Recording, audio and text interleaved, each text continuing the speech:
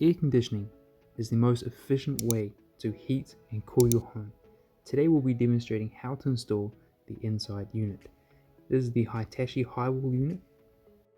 As you're unpacking the unit, make sure to check any defects or scratches so you can return it to the wholesaler.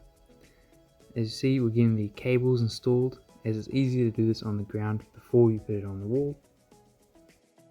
Carefully bend the pipes upwards depending on what side the hole is for the unit, along with the drain pipe and the cable, and attach them together.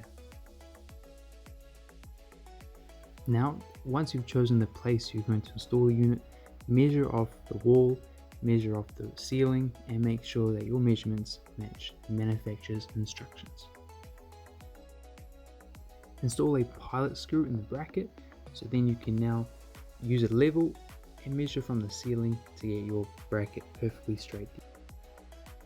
Then fix the bracket to the wall. Now you can drill the hole through the wall for the refrigeration pipe, the control cable, and the drainage, and make sure to angle this downwards so as you can get a good drain flow. Carefully install the refrigeration piping, the drain, and the control cable through the hole.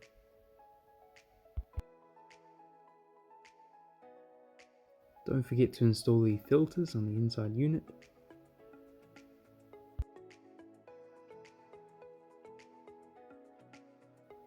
Add the cover back on the front of the unit.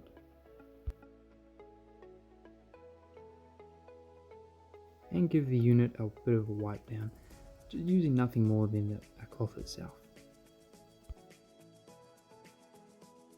Would you like to see how we installed the outside unit? Follow for part 2.